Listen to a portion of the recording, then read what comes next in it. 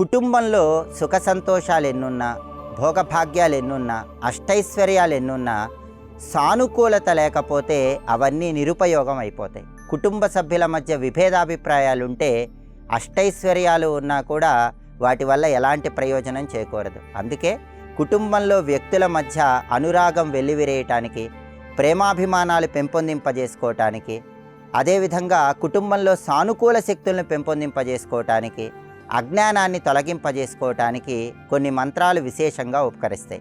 కుటుంబంలో సత్సంబంధాలు పెంపొందింపజేసుకోవటానికి, విభేదాభిప్రాయాలు తొలగింపజేసుకోవటానికి, కుటుంబంలో సానుకూల శక్తులను పెంపొందింపజేసుకోవటానికి వాస్తు పురుష మంత్రం విశేషంగా సహకరిస్తుంది. అందుకే ఓం వాస్తు పురుషాయ నమః.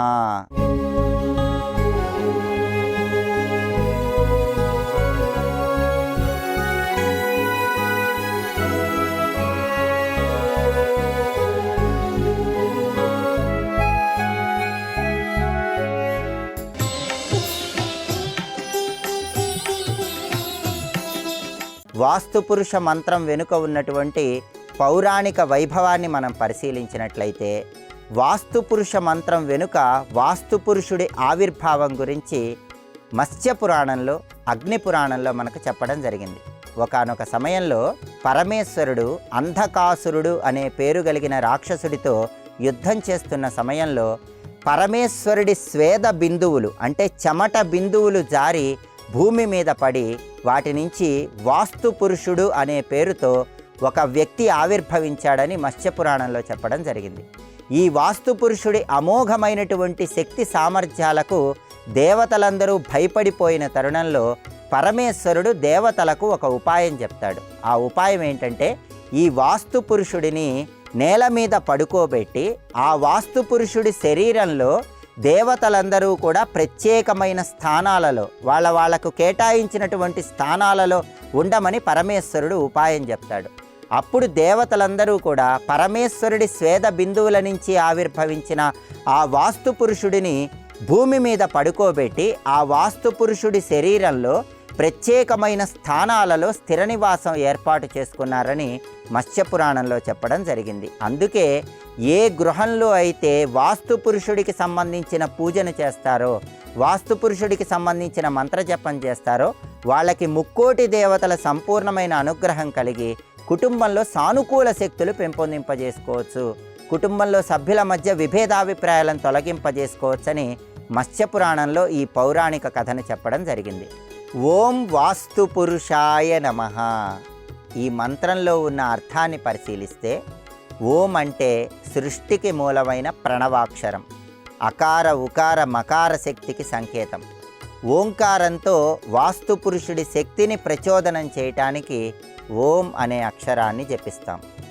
వాస్తు పురుషాయ నమః అంటే గృహంలో తూర్పు, పడమర, ఉత్తరం, దక్షిణం, ఈశాన్యం, ఆగ్నేయం, వాయువ్యం, నైరుతి ఇలా అష్ట దిక్కులలో ప్రత్యేకమైన శరీర అవయవాలతో స్థిర నివాసం ఏర్పాటు చేసుకున్న వాస్తు పురుషుడికి నమస్కారం అనే అర్థంలో వాస్తు పురుషాయ నమః అంటూ మంత్రంలో జపం చేస్తున్నాం.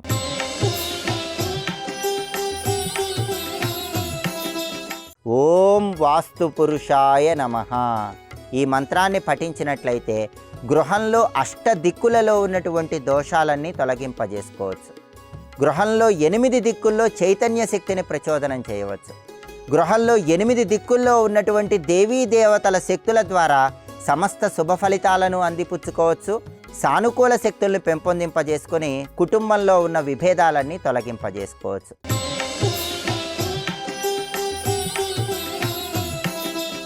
ఓం వాస్తు పురుషాయ నమః. ఈ మంత్రాన్ని సర్వకాల సర్వావస్థల్లో జపించుకోవచ్చు.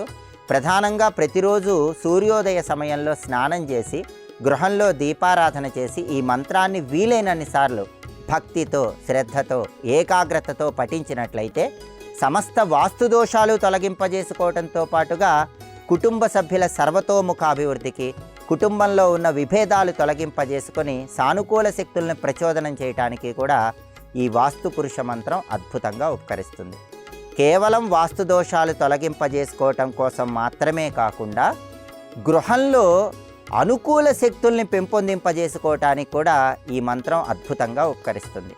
వాస్తు దోషాలు పోగొట్టుకోవటంతో పాటుగా కుటుంబంలో సామరస్య ధోరణిని సంపూర్ణంగా పొందటానికి ఉపకరించే అద్భుత మంత్రం ఓం వాస్తు పురుషాయ నమః. స్త్రీ పురుషులు ఎవరైనా సరే ఈ మంత్రాన్ని జపించుకోవచ్చు.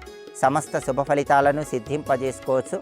ఆధునిక కాలంలో కుటుంబ సభ్యుల మధ్య నిరంతర ఒత్తిడి వల్ల వచ్చేటటువంటి విభేదాలను చాలా సులభంగా అధిగమించవచ్చు.